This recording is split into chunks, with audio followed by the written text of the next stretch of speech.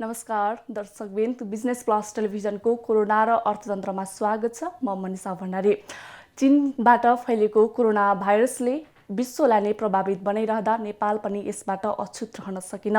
नेपालमा पनि अहिले कोरोना भाइरसको संक्रमणबाट पुष्टि हुनेको संख्या 52 पुगेको छ भने कोरोना जस्तो रोगलाई अत्यन्तै सहज तरिकाले जितेर घर फर्किनेको संख्या पनि 16 पुगिसकेको छ। चीनबाट फैलेको कोरोना भाइरसले विश्वलाई नै तहस नहस बनाएको बेला नेपाललाई पनि यसले अत्यन्तै धेरै प्रभावित बनाएको छ।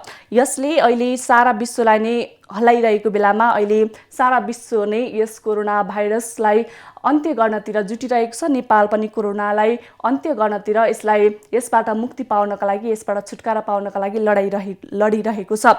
कोरोनाको कारणले विश्वको अर्थतन्त्रलाई नै प्रभावित बनाइरहेको बेला नेपालको अर्थतन्त्रलाई पनि यसले अत्यन्तै प्रभावित बनाएको छ। हुने आर्थिक गतिविधिहरू ठप्प हुँदा प्राय सबै उद्योग धन्दादेखि लिएर उत्पादन तथा वितरण हुन सकिरहेको छैन। यसले प्रत्यक्ष प्रभाव पारेको छ। हवाई तथा सारा यातायात सेवा पनि बन्द रहेको छ। उद्योग धन्दाहरू पनि प्राय सबै बन्द रहेका छन्। एउटा देशले अर्को देशसँगको व्यापार गरी जुन रूपमा आर्थिक आय गर्दथे, त्यो देशहरू आज अहिले सम्पूर्ण स्रोत साधनको प्रयोग गरी लकडाउनलाई पालना गरेर जति पनि अहिले देशहरू रहेका छन् प्राय सबै देशहरू लकडाउनमा गएको छ। नेपाल पनि लकडाउनमा गएको आजको यस 1 महिना भन्दा बढी धेरैको लकडाउनमा रहेको छ। यसले गर्दा नेपालीहरू अत्यन्तै प्रभावित बनेका छन्। सबैजना घरभित्रको कोठामा बसेर लकडाउनलाई पालना गरिरहनु भएको छ।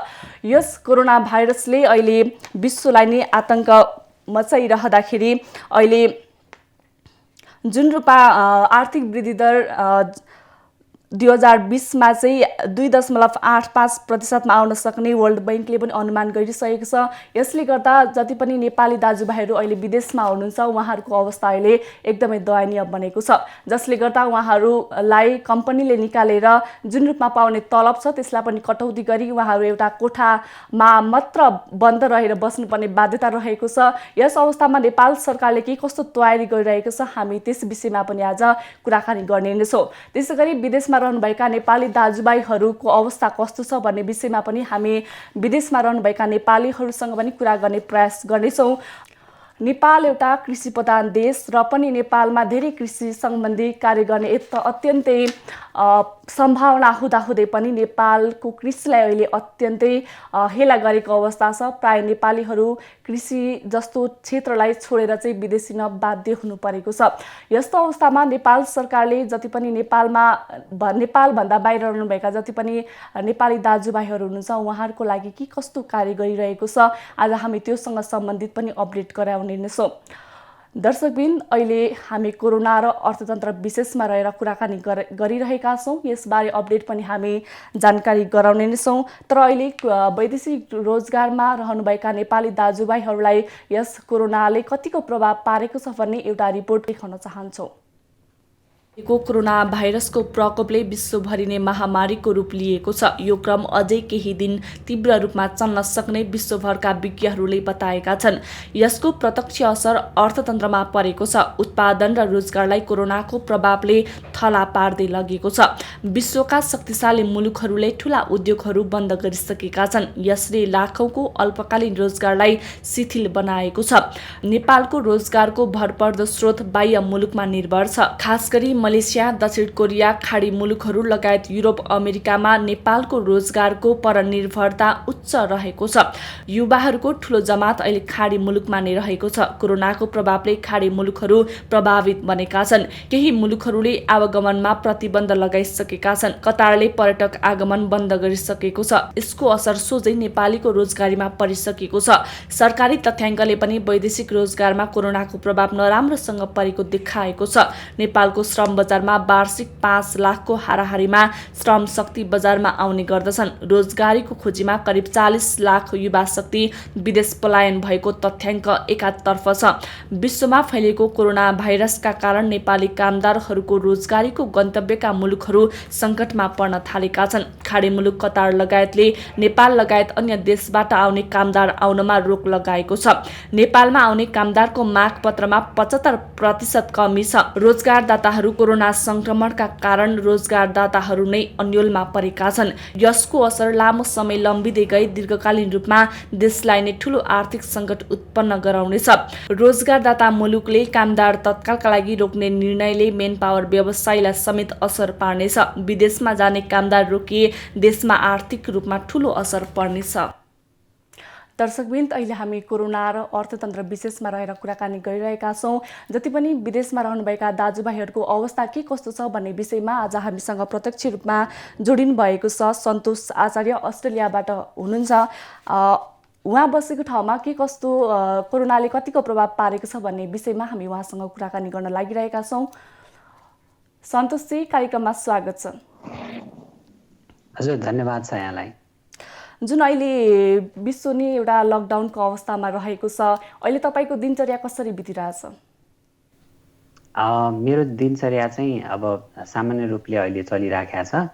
यहाँ चाहिँ त्यस्तो कम्प्लिटली लकडाउनको अवस्था चाहिँ छैन। पब्लिक ट्रान्सपोर्टेसन्सहरू चाहिँ चलि पनि राखेको छ। म चाहिँ युनिभर्सिटी नजिक पनि बस्छु, त्यो भएर युनिभर्सिटीको कम्प्युटरको ल्याबहरू चाहिँ खोलिराखेको भएर म आफ्नो असाइनमेन्टहरू, मेरो क्लासेसहरू अनलाइनबाट हुन्छ, त्यो क्लासेसहरू पनि एटेन्ड गर्नको लागि चाहिँ अहिलेसम्म खासै समस्याहरू चाहिँ परिराखेका छैन। तर अब कोरोनाको कारणले गर्दाखेरि केही बिजनेस एक्टिभिटिजहरू यहाँ चाहिँ बन्द भएको कारणले गर्दाखेरि रोजगारीका अवसरहरू भन्ने चाहिँ गुमेको छ। जस्तै तपाईँको कन्ट्याक्टमा हुनुभएका जति पनि नेपाली दाजुभाइहरू हुनुहुन्छ, उहाँहरूको अवस्था कस्तो छ अहिले? मेरो कन्ट्याक्टमा हुनुभएको नेपालीहरू चाहिँ प्रायः जसो स्टुडेन्टहरू भएको भएर चाहिँ उहाँहरूको अवस्थाको बारेमा मात्रै मैले भन्न सक्ने भएँ। स्टुडेन्टहरू चाहिँ प्रायः यहाँ चाहिँ पढ्ने र सँगसँगै काम पनि गर्ने भन्ने उद्देश्यले नै आएका हुन्छन्। त्यसमा चाहिँ पढ्नको लागि चाहिँ कलेजहरू बन्द छैन, अनलाइनमा सबै चाहिँ कोर्सहरू लगेको छ। फेस टु फेस हामीले पढ्न पाउँदैनौँ, अर्थात् क्लासमा बसेर टिचरले अगाडि पढाउँदैन, सबै अनलाइनमा नै पढाइ हुन्छ।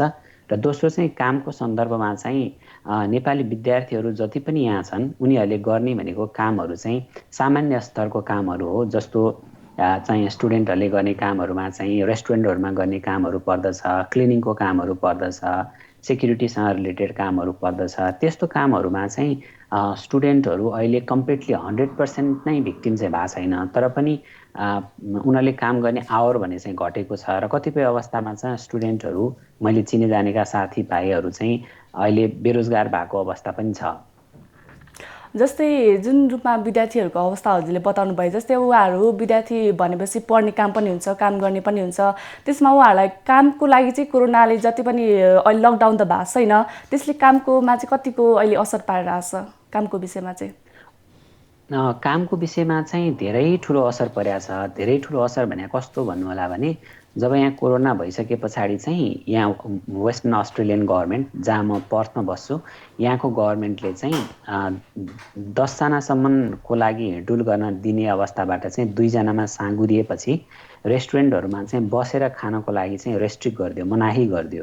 त्यस पछाडि त्यहाँ जसले रेस्टुरेन्टमा वेटरको रूपमा वा अन्य रेस्पोन्सिबिलिटीमा काम थिए उनीहरूले चाहिँ रोजगारीको अवसरबाट चाहिँ बाहिर निस्किनु पर्यो। तर पनि खाना लगेर रेस्टुरेन्टले खाना बनाइदिने, रेस्टुरेन्टमा गएर अर्डर लिएर आफूले खाना लैजान सक्ने त्यो अप्सन चाहिँ खुला गरिदिएको भएर केही मात्रामा झिनो काम गर्ने सम्भावनाहरू चाहिँ रेस्टुरेन्टमा पनि किचनमा काम गर्नेहरू, सेफको रूपमा काम गर्नेहरू, डेलिभरीको रूपमा काम गर्नेहरू, त्यस्तोको लागि चाहिँ काम चाहिँ अहिले पनि चलिराखेको छ। तर यो चाहिँ जीवन निर्वाह गर्नको लागि मात्र, बिहान बेलुका खानको लागि मात्रै, भाडा तिर्नको लागि मात्र बल्ल बल्ल पुग्ने अवस्थामा चाहिँ छन्। तर सडकमै आउनु परेको अवस्थामा चाहिँ मसँग र मेरो सम्पर्कमा रहेका साथीभाइहरूमा चाहिँ त्यो अवस्था आइसकेको छैन।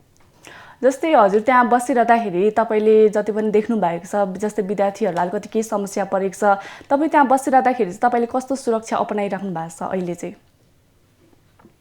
सुरक्षाको सन्दर्भमा भनेको स्वास्थ्यको विषयको सुरक्षा र रोजगारीको विषयको सुरक्षा सायद तपाईँले कोट्याउन खोज्नु भयो होला। स्वास्थ्यको सन्दर्भमा चाहिँ हामीलाई यहाँ के सर्कुलेसन छ भने युनिभर्सिटीबाट र गभर्मेन्ट दुइटैबाट यदि हामीलाई केही अप्ठ्यारो पर्यो, श्वास प्रश्वास सम्बन्धित केही समस्याहरू पर्यो भनेदेखि हामीलाई हस्पिटलमा होइन, हस्पिटलमा नै हामीले फोन गर्न पर्ने हुन्छ र त्यहाँबाट डक्टरहरू आएर हामीलाई चेक गरेर अनि हाम्रो अवस्थाको र आवश्यकताको आधारमा चाहिँ उनीहरूले कता लैजाने भन्ने कुरा उनीहरूले नै डिसाइड गर्छन्। त्यो भएर जति पनि विद्यार्थीहरू यहाँ छन् उनीहरू सबै इन्सुरेन्स गरेर आएको विद्यार्थी भएर स्वास्थ्यको कारणले त्यस्तो अप्ठ्यारोमा पर्नुपर्ने अवस्था अहिलेसम्म देखिएको छैन।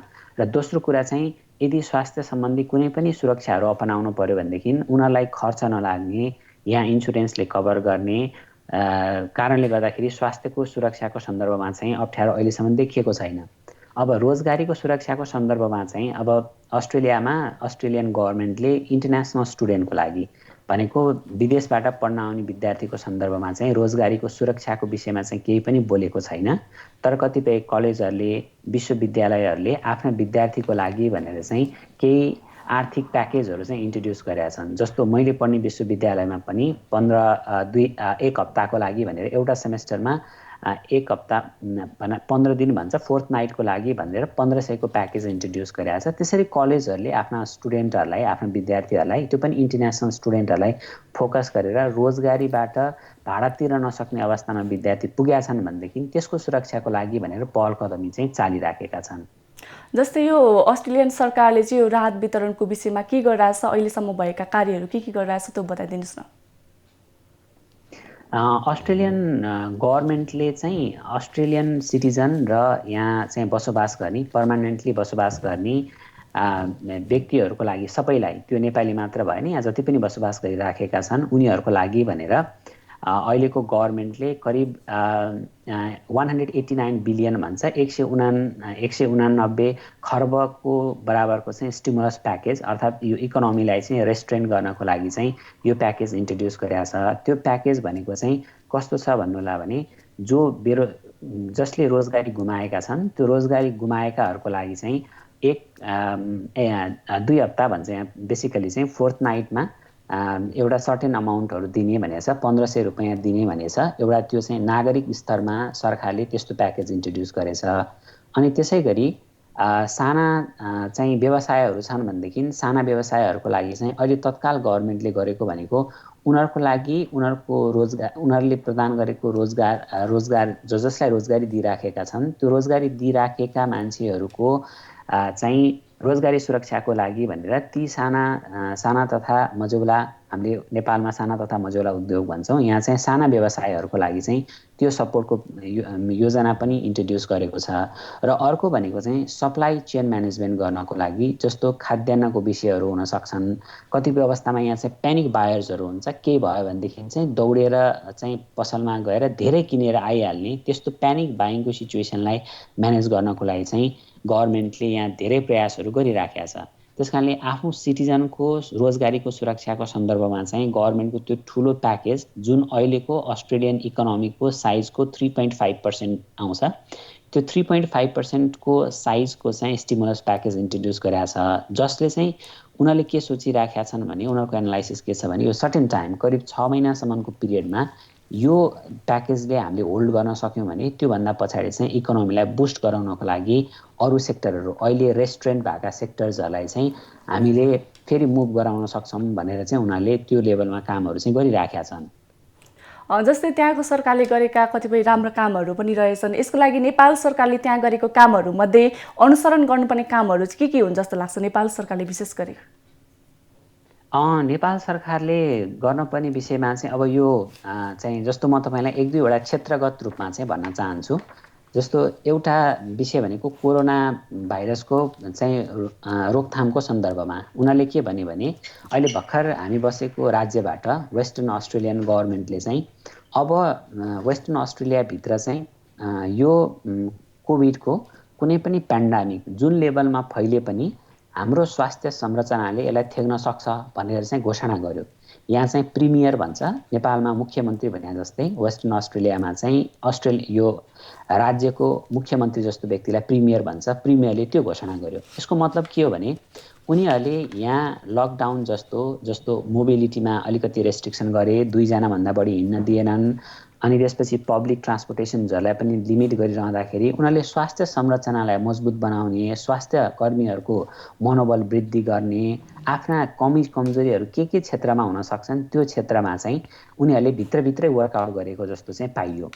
नेपालको सन्दर्भमा चाहिँ हामीले करिब 1 महिना जस्तो लकडाउन गर्दाको अवस्थामा हाम्रा स्वास्थ्य संस्थाहरूमा कतिवटा भेन्टिलेटरहरू हामीले जोड्न सक्यौँ, कतिवटा आइसियु कक्षहरू बढाउन सक्यौँ भन्ने विषयमा चाहिँ सायद पब्लिकली पनि एभाइलेबल छैन त्यो सूचनाहरू र सरकारले पनि त्यति ध्यान पुर्याउन सकेको छैन जस्तो देखिन्छ। स्वास्थ्यको विषयमा चाहिँ यहाँबाट सिक्न पर्ने विषय। अब रोजगारी सिर्जनाको विषयमा पनि उनीहरूले अहिलेदेखि नै वर्कआउट गरिसकेका छन्। अब हामीले कसरी अगाडि बढ्ने त भनेर अब यहाँ उनीहरूले प्रायोरिटी सेक्टरहरू छुट्याइसकेका छन्। माइनिङ, टुरिज्म, यी सेक्टर्सहरूलाई कसरी हामीले प्रायोरिटीमा राख्ने भनेर। अब अहिले तत्काल टुरिज्मको अवस्था छैन भनेदेखि माइनिङमा फोकस हुने हो कि स्मल इन्टरप्राइजेसहरूलाई प्रमोट गर्ने हो कि डिस्टेन्स लर्निङबाट काम गर्न सक्ने एक्टिभिटिजहरू जसलाई हामीले गिग इकोनोमी भन्छौँ त्यो गिग इकोनोमीलाई प्रमोट गर्न सकिन्छ कि भनेर चाहिँ रिसर्चहरूमा चाहिँ एकदम इन्टेन्सिभली लागिसकेका छन्। त्यस कारणले अर्थतन्त्रमा आएको समस्या र स्वास्थ्यमा भोलि आउन सक्ने समस्याको लागि चाहिँ उनीहरूको जुन प्रिपेयर्डनेस छ त्यो प्रिपेयर्डनेस चाहिँ नेपाल सरकारले पनि सिकेदेखि चाहिँ सजिलो हुन्थ्यो जस्तो देखिन्छ यहाँबाट हेर्दाखेरि।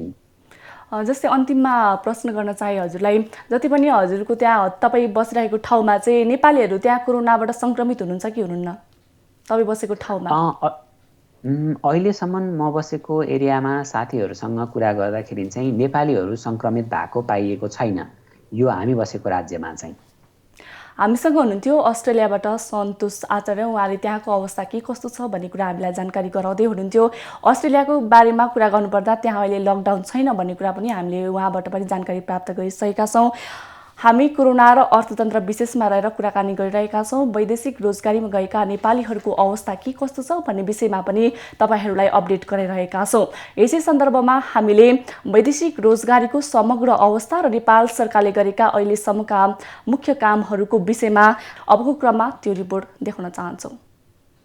नेपाल चाहिँ लकडाउनको अवस्थामा रहेको छ। यसमा जति पनि वैदेशिक रोजगारीमा गएका जति पनि नेपालीहरू हुनुहुन्छ उहाँहरू अहिले कतिपय समाचारहरू आइरहेछन् कि कुनै समस्या परिरहेछ, उनीहरू अलपत्र परेको अवस्था पनि हामीले सुनिरहेछौँ। यस विषयमा के भन्न चाहनुहुन्छ? अब यो विश्वमै लकडाउनको अवस्था छ।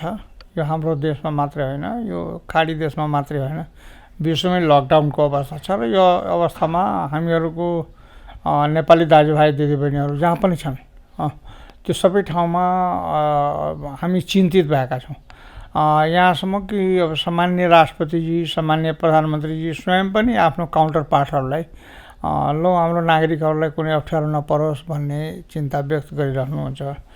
हामी पनि समय समयमा त्यो आफ्नो काउन्टर पार्टहरूलाई र त्यो आफ्नो एम्बेसडरहरूलाई भिडियो कन्फरेन्सद्वारा हामी कुराहरू गरिरहेछौँ। उनीहरूको बारेमा हामी चिन्तित छौँ। जस्तै अहिले जुन यो लकडाउनमा रहेको बेलामा चाहिँ वैदेशिक रोजगार त अहिले ठप्प नै रहेको छ। जुन वैदेशिक रोजगारबाट प्राप्त हुने जुन जति पनि रेमिटान्स छ यो अहिले घट्ने अवस्थामा छ। यो विषयमा चाहिँ के धारणा छ यहाँको? होइन, हाम्रो धारणा प्रष्ट के छ भने अहिले यो लकडाउनको अवस्थामा हाम्रो तपाईँहरूको बिजनेस जतिसुकै थप भए पनि हाम्रो नेपालीहरू जो त्यहाँ बसिरहेछ, जो अहिलेसम्म आफ्ना परिश्रमको कमाइले गर्दाखेरि तपाईँहरूको उँभो लगाउन सक्यो, तिनीहरू अहिले सङ्कटमा पर्दाखेरि साम्य अवस्था नहुन्जेलसम्म तिनीहरूलाई रहने खाने व्यवस्था त्यहाँ गरिदिनु पर्यो भनेर हामीले रिक्वेस्ट गरिरहेछौँ। हामी वैदेशिक रोजगार विभाग मार्फत पनि रोजगारदाताहरूलाई आग्रह गरिरहेछौँ। पर्सनल लेभलमा पनि सरकार लेभलमा पनि सामान्य राष्ट्रपति, सामान्य प्रधानमन्त्री, परराष्ट्र मन्त्री, म स्वयं आफ्नो आफ्नो काउन्टर पार्टहरू मार्फत सम्पूर्ण साथीहरूलाई आग्रह गरिरहेछौँ। उनीहरू पनि व्यवस्थापन गरिरहेछ। त्यसैले खाडी मुलुकमा रहेका सम्पूर्ण नेपालीहरू अप्ठ्यारोमा भए तापनि हामी अप्ठ्यारो पर्न नदिने वातावरण बनाइरहेछौँ। र पनि त्यहाँ त्यस्तो परिस्थिति आइ नै हाल्यो भने त्यस्तो परिस्थितिमा हामी उनीहरूलाई ससमान नेपाल भित्राउनलाई कसरत पनि गरिरहेछौँ। यतातिर हाम्रो आफ्नो तयारीहरू पनि गरिरहेछौँ। त्यसको लागि नेपालीहरूलाई ढुक्क भएर बस्ने, अनुशासनमा बस्ने, यो आइसोलेसनमा बस्ने, सकभर यो रोग सङ्क्रमित हुन नदिने वातावरण बनाउने र यो रोग सङ्क्रमित भएन भने हामी उहाँहरूलाई यो जुनतिर यो कुन चाहिँ महिना अप्रिल मे जुन जुनसम्ममा ल्याउने भने एउटा मोटामोटी अन्डरस्ट्यान्डिङ मात्रै डेभलप गरेको यो निर्णय भएको छैन कि अन्डरस्ट्यान्डिङ एउटा बनाइरहेको छौँ सम्भवतः हामी सबै नेपालीलाई सकुशल यहाँ बोलाउँछौँ जस्तै अहिले नेपाललाई ल्याउने कुरा त भइरहेछ जस्तै उहाँहरूलाई ल्याइसके पछाडिको जुन लकडाउन पनि त्यति बेला त खुलिसक्ला त्यतिखेर ल्याएका जति पनि जनशक्तिहरू हुनुहुन्छ उहाँहरूको व्यवस्थापनको लागि चाहिँ के सोच्नु भएको छ यहाँहरूले यो हाम्रो देशमा अहिले चारैतिर हेर्ने हो भने हालाकि त्यसको म होमवर्क गराउँदैछु साथीहरूलाई टिम बनाउँदैछु त्यो नेपालभित्रै रोजगार दिने वातावरण हामी कसरी सिर्जना गर्ने त्यसमा हामी होमवर्कहरू गर्दैछौँ यो विभिन्न मन्त्रालयले त्यसमा होमवर्क गर्दैछ किनभने नेपालीलाई नेपालभित्रै रोजगार दिनुपर्छ भन्ने तपाईँलाई सम्झना होला म मन्त्री बनेको पहिलो दिन मैले स्टेटमेन्ट दिएको थिएँ कि नेपालीहरूलाई बाहिर पठाउनुभन्दा स्वदेशमै रोजगार दिनुपर्छ भन्ने मेरो ट्रेन्ड हो मेरो सोच हो आखिर आज परिस्थिति त्यतापट्टि कोल्टो फेरेछ है र मेरो त्यतिखेरको चाहना सोच अहिलेको परिस्थिति सँगसँगै मिल्न गएकोले मलाई के विश्वास छ भने नेपालीहरूको रोजगारको वातावरण नेपालमै प्रशस्त छ निर्माण क्षेत्रमा जानुहोस् होटल क्षेत्रमा जानुहोस् यो टुरिज्म क्षेत्रमा जानुहोस् चाहे त्यो यो के भन्छ हाइड्रो पावर क्षेत्रमा जानुहोस् प्रशस्त अवसरहरू छ हाम्रो त्यत्रो भर्जिन ल्यान्डहरू छ एग्रिकल्चरको हैन त्यो एग्रिकल्चरको सेक्टरमा पनि थुप्रा लाख युवाहरूको आवश्यकता छ हामी साँच्चै नै देश बनाउन खोज्ने हो भने नेपालमा उत्पादकत्व नबढाइकन हामी समृद्ध नेपाल र सुखी नेपालीको परिकल्पना गर्न सक्दैनौँ त्यसैले यो एउटा चुनौती त हो नै पनि तर यो अवसर पनि हो है र यो अवसरको सदुपयोग हामी नेपालीहरूले गर्नुपर्छ हामी नेपालीहरू बिर्सनुपर्छ म कुन पार्टीको हो हामी नेपालीहरू बिर्सनुपर्छ म कुन क्षेत्रको हो हामी नेपालीहरू बिर्सनुपर्छ म कुन जातको हो कुन पार्टीको हो यो सबै बिर्सेर हामी नेपाली हौँ र हामी नेपाललाई उँभो लाउन हामी सबै पाखुराहरू जो अहिलेसम्म विदेशमा मेहनत गरेर अरू देशलाई बनाउन गयौँ ती पाखुराहरूको सदुपयोग हामी हाम्रै बाटोमा लगायौँ भने मलाई विश्वास छ हामी समृद्ध नेपाल र सुखी नेपालीको परिकल्पना पुरा गर्छौँ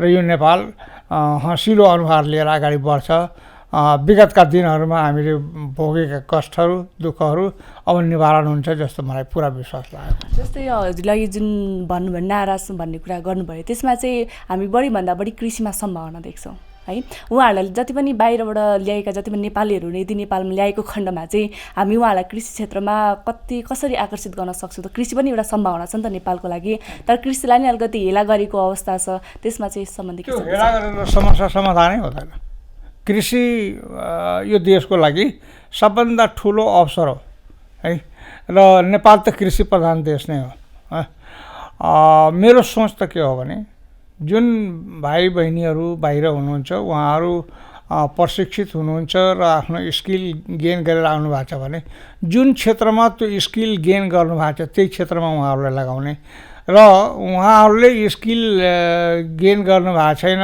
प्राप्त गर्नुभएको छैन भने हामीहरू उनको रुचिको विषयहरू सेलेक्सन गरेर र हामीहरू ट्रेनिङ पनि दिने तिनीहरूलाई सबैलाई स्किल बनाउने अब नन स्किल लेबरहरूलाई कुनै पनि हालतमा न बाहिर पठाउने न भित्र काम दिने त्यसैले हामीहरूको त्यत्रो उद्योगहरू बन्द भएको छन् त्यो उद्योगहरूलाई सञ्चालन गर्ने कृषि योग्य भूमिहरू हाम्रो भर्जिन बसिरहेछ ती प्रति जग्गाहरूलाई हामीले कल्टिभेट गर्ने जोत्ने र त्यहाँबाट उत्पादन बढाउने त्यसपछि निर्माण कामहरू तपाईँ अहिले हेर्नुहोस् त नेपालमा जति पनि निर्माण कामहरू छ त्यहाँ के नेपालीहरूले काम गरेको देख्नु भएको छ अनि यो जति पनि प्लम्बरहरू इलेक्ट्रिसियनहरू सबै हामी बाहिरबाट ल्याएको छौँ र हाम्रै नेपालीहरूले काम सिकेर गर्न थाल्यो भने त विदेशीहरू त पाइले टेक्न पाउँदैन त्यसैले नेपालमा अवसरहरू धेरै छन् त्यसको हामी खोजी नीति गर्दैछौँ र मलाई लाग्छ 40-45 लाख नेपालीहरूको रोजगारको अवसर नेपालमै हुनसक्छ सम्भावना चाहिँ छ र त्यसमा तपाईँले भने जस्तै एग्रिकल्चर भनेको एउटा स्वर्णिम अवसर हो र एग्रिकल्चरलाई हामी वैज्ञानिक हिसाबमा अगाडि बढायौँ भने नेपालले आयात गर्नुपर्नेहरू सम्पूर्ण कुराहरू रोकेर निर्यात गर्ने वातावरण बन्न सक्छ। जुन दिन हामी एग्रो प्रोडक्सनहरू निर्यात गर्न थाल्छौँ त्यो दिन हाम्रो नेपाल समृद्ध हुन्छ, नेपाली सुखी हुन्छ। जस्तै अहिले यो कोरोनाले गर्दाखेरि विश्व नै लकडाउनमा रहेको छ। कतिपय नेपालबाट जानुभएको जति पनि नेपाली दाजुभाइहरू हुनुहुन्छ, अहिले विश्वमा कतिपय समस्या जसरी काम गरिरहँदाखेरि समस्या परेको भन्ने पनि समाचार आइरहँदाखेरि चाहिँ अहिले उहाँहरूको अवस्था कस्तो पाउनु भएको छ हजुरले विशेष गरेर? होइन, नेपालीहरू अहिले जुन अवस्थामा छन् चारैतिर त्यो राम्रो अवस्था छैन। बाहिर पनि भित्र पनि राम्रो अवस्था छैन, बाहिरको कुरै छोड्छ। यसको जानकारी कसरी लिइराख्नु भएको छ, जस्तो समस्यामा परेका छन् या छैनन् भन्ने कुरा? होइन, त्यो त हामी रेगुलर कन्ट्याक्टमा छौँ। हामी कल सेन्टर पनि राखेका छौँ मन्त्रालयमा, 1141 नम्बर। त्यहाँ कुनै समस्या पऱ्यो भने त्यहाँ कल सेन्टरमा फोन गर्ने, त्यहाँ पैसा लाग्दैन।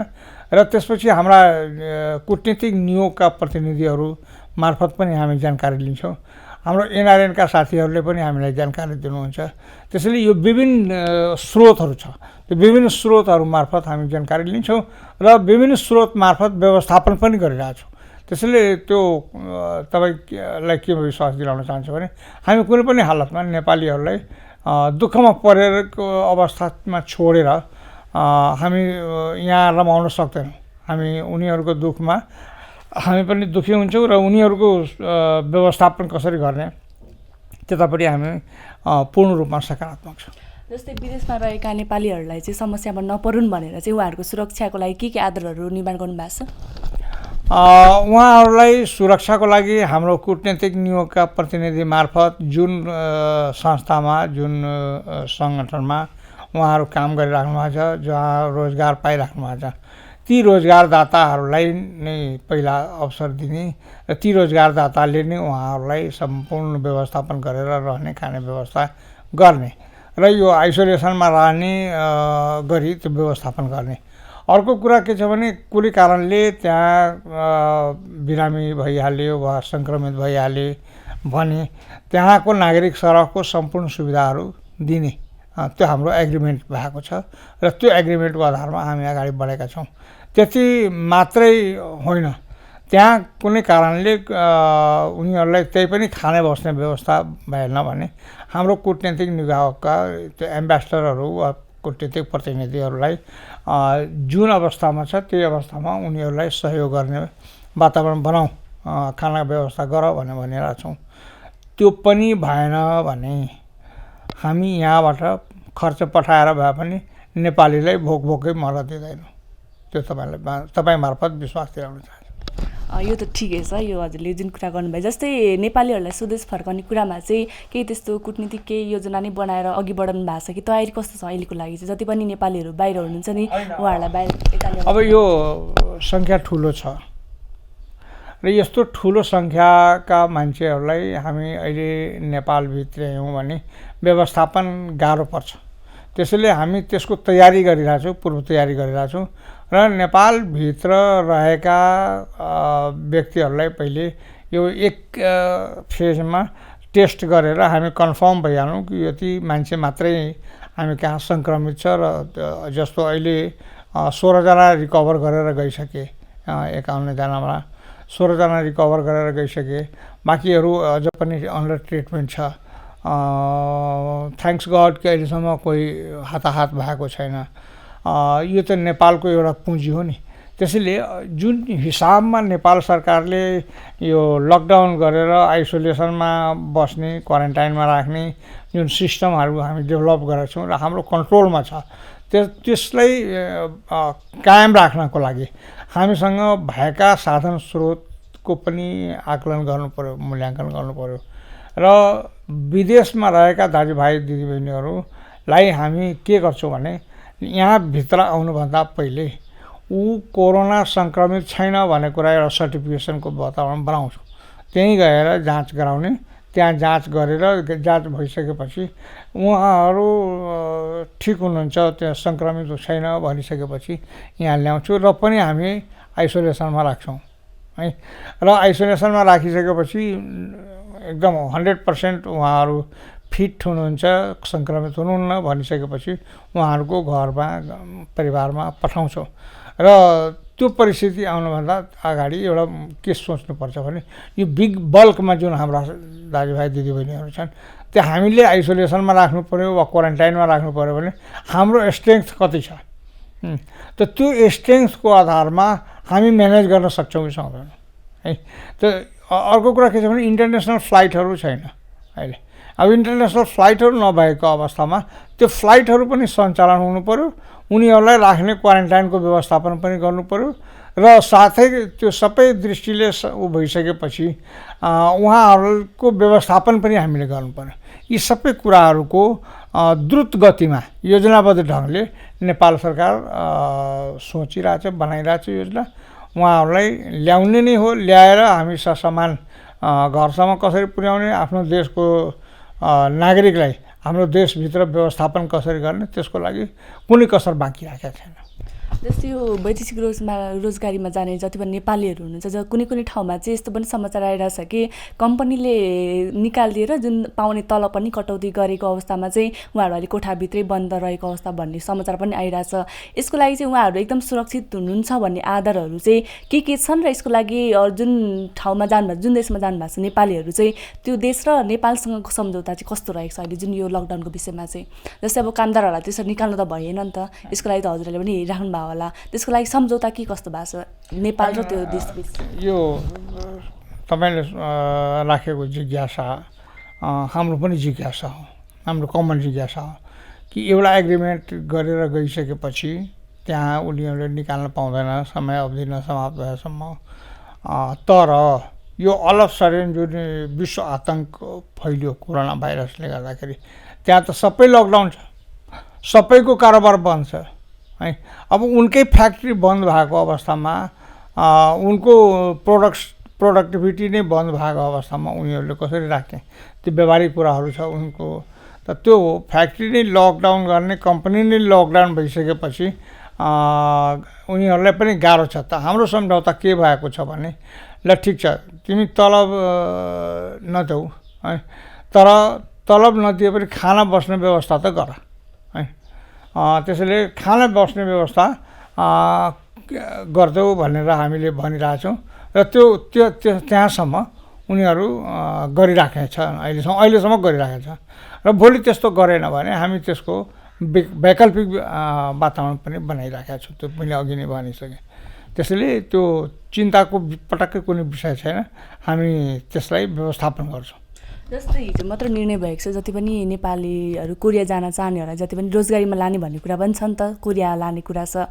यो कस्तो निर्णय भयो? हिजो मात्र निर्णय भएको छ यो चाहिँ कोरिया त्यो जति पनि होइन, यो कोरियामा काम गर्दा गर्दै बिदामा आएकाहरू जसको भिसाको म्याद थियो, भिसा लगाएर म्याद सकिन लागेको थियो, त्यस्ता व्यक्तिहरूको लागि मात्रै हो यो खोलेको, जति पनि होइन कि है। त्यसैले त्यो झन्डै 200 जति मान्छेहरू त्यस्तो हामी कहाँ छन् र उनीहरू प्लेन चार्टर गरेर जाने भनेर वातावरण सहमति भएको छ। त्यसैले त्यसलाई पनि कोरिया सरकारको रिक्वेस्टमा है र कोरिया त्यो कम्पनीहरूको रिक्वेस्टमा सरकारले गर्यो, एप्रोच गर्यो। त्यसको आधारमा हामीले हिजो क्याबिनेट डिसिजन गरेर उनीहरूलाई जसको म्याद छ, जसलाई कोरियाले बोलाइरहेछ, तिनीहरूलाई मात्रै पठाउने हो, त्यो जति पनि कोरिया जान चाहनेलाई होइन। भनेपछि त्यसमा सबैको लागि छैन? त्यो सबैको लागि होइन, सबैको लागि होइन, जो मान्छेहरू बिरामा आएका छन् तिनीहरूको लागि हो।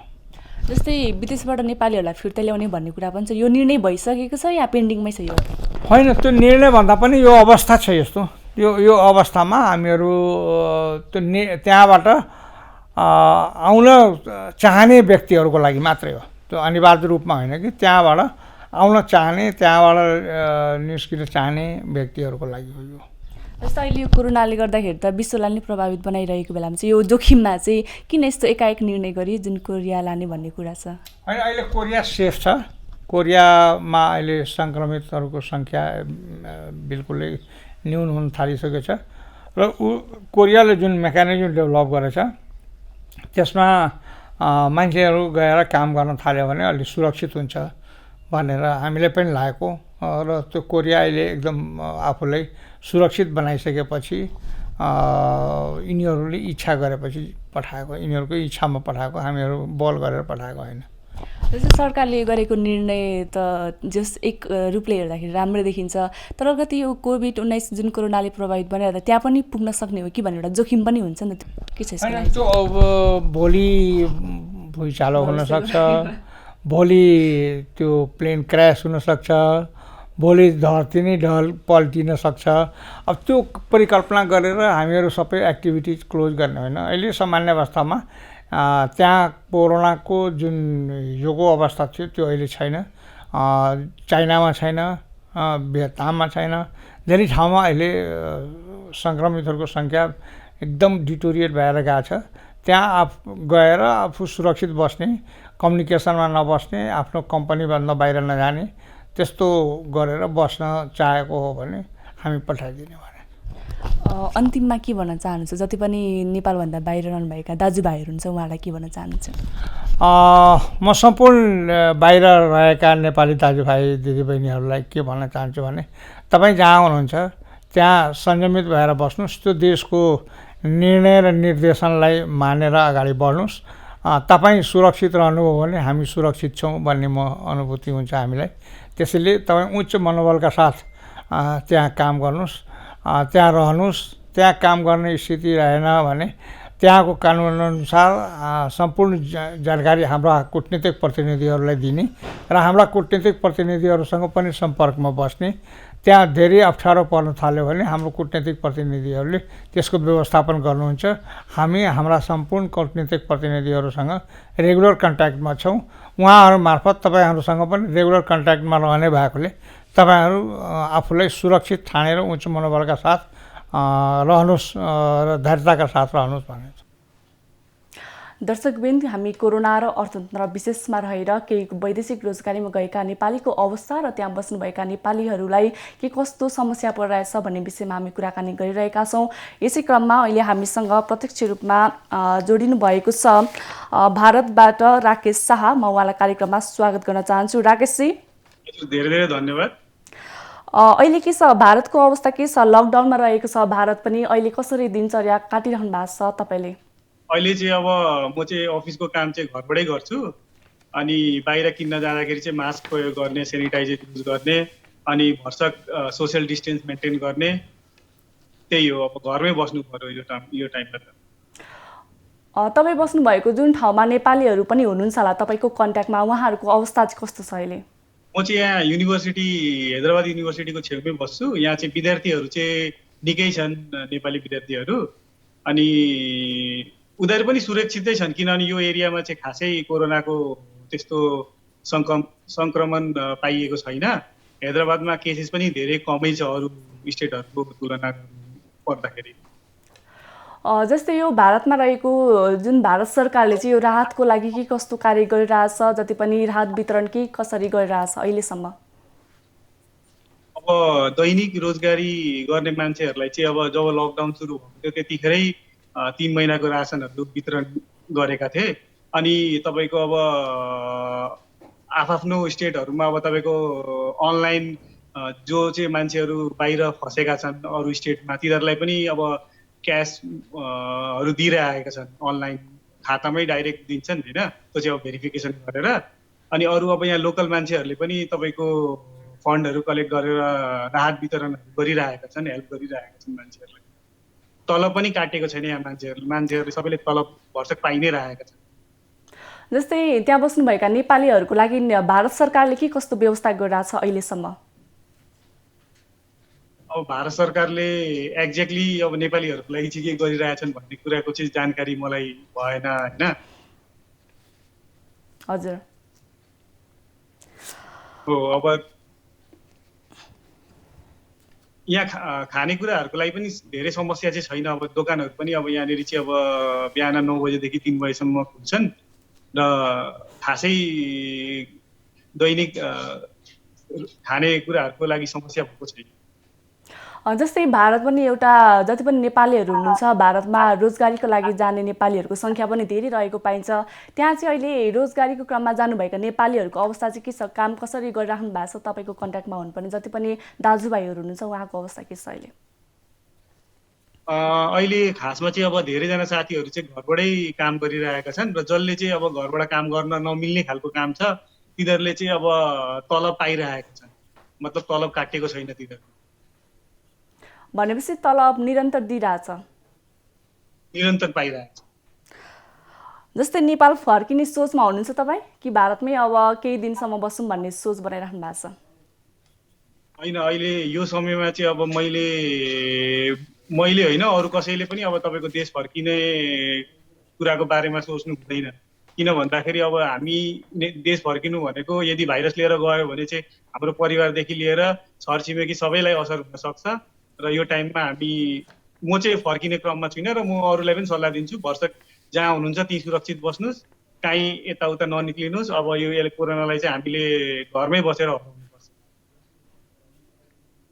हस् त राकेशजी, हामीलाई जुन जानकारी दिनुभयो धेरै धेरै धन्यवाद। हजुर हजुर, धेरै धेरै धन्यवाद। हामीसँग भारतबाट हुनुहुन्थ्यो राकेश शाह। उहाँले भारतको अवस्था अहिले कस्तो छ, भारत सरकारले गरेका गतिविधिहरू के कस्ता छन् भन्ने कुराको जानकारी गराउँदै हुनुहुन्थ्यो। दर्शकबिन, अहिले हामी कोरोना र अर्थतन्त्र विशेषमा रहेर कुराकानी गरिरहेका छौँ। नेपाली दाजुभाइहरू भारत मात्र होइन अरू धेरै देशमा छरिएर बस्नुभएको छ। वैदेशिक रोजगारीमा जानुहुने नेपालीहरूको अहिलेको अवस्था अत्यन्तै दयनीय भएको कुरा पनि अहिले आइरहेछ। जुन कोरोनाले नेपाललाई मात्र होइन अरू देशलाई पनि अत्यन्तै प्रभावित पारेको कारणले गर्दाखेरि अहिले विश्व नै एउटा लकडाउनको अवस्थामा रहेको छ। नेपाल अहिले लकडाउनको 1 महिनालाई पार गरेर अझै थप लकडाउनमा रहेको छ। जुन नेपाल सरकारले गरेको अहिलेको लकडाउन थप गरेको छ त्यसमा पनि अहिले नेपालीहरू अझै धेरै प्रभावित बन्ने सम्भावना अत्यन्तै धेरै देखिन्छ। हवाई उडानहरू पनि सबै बन्द रहेका छन्।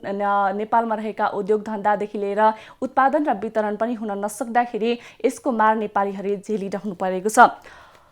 र अहिले हामीसँग कुराकानी गर्नका लागि जापानबाट दीपक राज जोशी हामीसँग प्रत्यक्ष कुराकानी गर्नका लागि आइसक्नु भएको छ। म उहाँलाई कार्यक्रममा स्वागत गर्न चाहन्छु। दीपकजी, अहिले यो तपाईँ बसेको ठाउँमा जुन रूपमा जापानमा हुनुहुन्छ तपाईँ, अहिलेको त्यहाँको अवस्था कस्तो छ? हजुर, जापानको म टोकियोमा छु अहिलेलाई होइन। अब जापानमा त्यस्तो कोरोनाको प्रभाव नै छ, दिनदिनै बढ्दैछ। यहाँ पनि दिनमा 40-50 जनाको सङ्क्रमण देखिन्छ टोकियो सहरमा। अब बाहिर पनि छुटपुट देखिरहेछ, तर चाहिँ नेपालको जस्तो लकडाउनको अवस्था चाहिँ छैन जापानमा।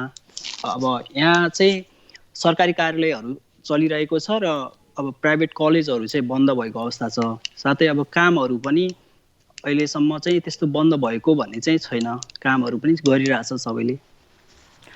अनि जुन रूपमा तपाईँ अहिले जुन ठाउँमा हुनुहुन्छ त्यहाँको अवस्था बारेमा त हामीलाई जानकारी गराइहाल्नुभयो। अहिले तपाईँले चाहिँ त्यहाँ विशेष गरी कस्तो सुरक्षाको सामग्रीहरू अपनाएर चाहिँ आफू सुरक्षित बसिराख्नु भएको छ? यहाँ सुरक्षाको सामग्री भनेको अब हामी ट्रेनमा हिँड्न पर्छ। ट्रेनमा अहिले त्यस्तो भिडभाड पनि छैन पहिलेको जस्तो। अब मास्कहरूको युज गर्ने, सेनिटाइजरहरू युज गर्ने, यही नै हो हाम्रो अब सुरक्षाको साधनहरू। अरू त्यस्तो केही पनि छैन। सेफ्टी भनेको आफैले युज गर्ने हो, सरकारबाट त्यस्तो केही पनि उपलब्ध छैन हामीहरूलाई चाहिँ, कसैलाई पनि छैन सायद, सम्भवतः। अब त्यही आफै जति एभाइलेबल छ मार्केटमा त्यही युज गरिरहेछौँ जति। जापानमा रहनुभएका जति पनि नेपाली दाजुभाइहरू हुनुहुन्छ उहाँहरूको दिनचर्या कसरी बितिरहेछ अहिले? दिनचर्या पहिलाको जस्तै नहुन सक्छ। अब त्रसित, अब सबै त्रसित नै छ अहिलेलाई। अब विश्वभर नै यस्तै छ। अब नेपालीहरूको अवस्था पनि त्यही नै हो। अब जापानमा भएको नेपालीहरूको अवस्था भन्ने हो भने अब काम वर्किङ भिजा भएको जति पनि नेपालीहरू हुनुहुन्छ अब उहाँहरू चाहिँ आफ्नो काममा लागिरहनु भएको छ। स्टुडेन्टहरू भनेको अब कलेजहरू, कतिको कलेजहरू अफ छ, कतिको अनलाइन क्लासहरू पनि सञ्चालन भइरहेछ। अब कसैको कामहरूमा पनि छुट्टी राखिदिएको हुनसक्छ। अब म्याक्सिमम् कामहरू त्यस्तो छुट्टी भएको भन्ने चाहिँ छैन जापानमा। सामान्य नै भनौँ न, दिनचर्या त्यस्तो पहिलाको जस्तो नचले पनि जे सामान्य नै छ। जापानमा रहनुभएका जति पनि नेपाली दाजुभाइहरू हुन्छ उहाँहरूको लागि चाहिँ जापान सरकारले के कस्तो व्यवस्था मिलाएको छ अहिले? जापान सरकारले आजभन्दा लगभग 2 हप्ता अगाडि मात्र हरेक नागरिकलाई, जापानमा बस्ने हरेक नागरिकलाई राहत स्वरूप भनेर 1 लाख रुपियाँ घोषणा गरेको छ। सम्भवतः त्यो आज 27 तारिक आजबाट नै त्यो अनलाइनबाट पनि फर्म भर्न सकिन्छ र हरेकको एड्रेसमा एउटा चिठी आउँछ र त्यो फर्म भरेर चाहिँ पठायो भने अनि ब्याङ्क एकाउन्टमा चाहिँ त्यो 1 लाख रुपियाँ जम्मा हुने भन्ने छ। त्यो अहिलेलाई सायद त्यो पहिलो राहत होला सबैलाई, त्यो विदेशीको हकमा पनि र जापानिज त भइहाल्यो नै, जापानमा बस्ने सबैको हकमा चाहिँ 1 लाख रुपियाँ क्यास सायद राहतको लागि भनेर घोषणा भएको छ अहिलेलाई। अहिलेको लागि 1 लाख भनेर घोषणा भइसकेको छ। त्यो के तपाईँहरूले पाइसक्नु हजुर भयो? त्यो पाउन सबैले पाउँछ। यहाँ लिगली रूपमा बसेको चाहिँ जति पनि हुनुहुन्छ विदेशीहरू उहाँहरूले सबैले पाउनुहुन्छ। स्टुडेन्ट पनि हुनसक्छ, कुक पनि हुनसक्छ, डिपेन्डेन्ट जो पनि हुनसक्छ, उहाँहरूले पाउनुहुन्छ। र अहिले पाएको छैन, त्यो आजबाट चाहिँ त्यो पेपरहरू चाहिँ एड्रेसमा पठाउने काम गर्छ। सायद सम्भवतः भोलि पर्सिसम्म आउँछ। त्यो फर्म भरेर चाहिँ फेरि रिटर्न गर्नुपर्ने हुन्छ र अनि ब्याङ्क एकाउन्टहरू त्यसमा फर्म फुलफिल गर्यो भने ब्याङ्कमा आउने पैसा हो त्यो। अब त्यो कहिले आउँछ भन्ने कुरा चाहिँ सायद अब 1 हप्तापछि यस्तो आउँछ होला। त्यसको लागि चाहिँ के एउटा प्रावधान स्वरूप ल्याओ कि प्रक्रिया के छ त्यसको पाउनको लागि चाहिँ? त्यो प्रक्रिया भनेको जापानमा लिगली रूपमा बसेको हुन पर्यो, 3 महिनाभन्दा माथिको भिजा हुन पर्यो, अनि जापानमा जो पनि हुनसक्छ। त्यो उमेर हक कुनै पनि छैन, बच्चालाई पनि पाउँछ र बुढालाई पनि पाउँछ। अनि त्यो विदेशीलाई पनि विदेशीको हकमा पनि लागू हुन्छ र जापानिजको हकमा पनि लागू भइरहेछ। यसको प्रावधान भनेको त्यही हो। भिजा स्टे भिजालाई दिइरहेको छैन, रिफ्युजी भिजाहरूलाई पनि दिइरहेको छैन। पर्मिट भिजाहरू जो छ स्टुडेन्ट वर्किङ बिजनेस जो छ उनीहरूलाई चाहिँ 3 मन्थभन्दा माथिको भिजालाई मात्रै त्यो दिने भन्ने चाहिँ त्यही नै हो यसको प्रावधान भनेको। हवस् त दीपक जी, हामी छुट्टिन्छौँ अहिले। कुराकानी गर्नुभयो, धन्यवाद। हस् हुन्छ। हामीसँग हुनुहुन्थ्यो जापानबाट दीपक राज जोशी। उहाँले त्यहाँको अवस्था बारेमा हामीलाई जानकारी गराउँदै हुनुहुन्थ्यो। जुन रूपमा उहाँहरू बसेको ठाउँमा अहिलेसम्म त्यस्तो प्रभाव पारेको छैन भन्ने कुरा पनि गरिराख्नु भएको थियो। जुन रूपमा चाहिँ जापान सरकारले पनि उहाँहरूको लागि केही राहत स्वरूप केही प्याकेज ल्याएको भन्ने कुरा पनि हामीलाई जानकारी गराउँदै हुनुहुन्थ्यो। दर्शकवृन्द, अहिले हामी कोरोना र अर्थतन्त्र विशेषमा रहेर कुराकानी गरिरहेका छौँ। जुन रूपमा कोरोनाले विश्वलाई नै प्रभावित बनाएको बेला नेपाल पनि यसबाट अछुत रहन सकिन। अहिलेसम्म नेपालमा कोरोना संक्रमण हुनेको संख्या अहिले 52 पुगेको छ भने 16 जना चाहिँ यसलाई जितेर यसबाट निको भएर घर पनि फर्किसक्नु भएको छ। एउटा सकारात्मक कुरा पनि मान्नुपर्दछ। जुन रूपमा नेपाल सरकारले लकडाउन सुरु गरेको छ यो नेपालीहरूको सुरक्षाको लागि नै सुरु गरेको हो भन्ने हामीले मानेर चाहिँ लकडाउनलाई पालना गरौँ, घरभित्रै बसौँ, आफू पनि बचौँ र अरूलाई पनि बचाउँ, यो नेपालीहरूको कर्तव्यको विषय नै रहेको छ। अहिले यस लकडाउनको समयमा चाहिँ आफ्नो दिनचर्यालाई चाहिँ कसरी बिताइराख्नु भएको छ? सामान्य रूपभन्दा अलिक फरक अवस्था त छ पक्कै पनि, तर यसलाई सही सदुपयोग गरौँ, घरमै बसौँ र अरूलाई पनि घरमा बस्नको लागि आग्रह गरौँ। जुन रूपमा अहिले वैदेशिक रोजगारीमा जानुभएका जति पनि नेपाली दाजुभाइहरू हुनुहुन्छ उहाँहरू केही रूपमा अलपत्र परेको भन्ने समाचार पनि आइरहेको छ। यस्तो हुँदाखेरि यस सम्बन्धमा नेपाल सरकारले चाँडोभन्दा चाँडो उहाँहरूको उद्धारको लागि छिटोभन्दा छिटो कार्यक्रमहरू ल्यायो भने नेपालीहरूलाई र विदेशमा रहनुभएका जति पनि नेपाली दाजुभाइहरू हुनुहुन्छ उहाँहरूको लागि केही राहत पुग्नेछ। हवस् त, अहिले हाम्रो निर्धारित समय लगभग सकिसकेको छ। तपाईँ भने बिजनेस प्लस टेलिभिजन हेर्दै रहनुहोला। Business Plus, Business First. नमस्ते।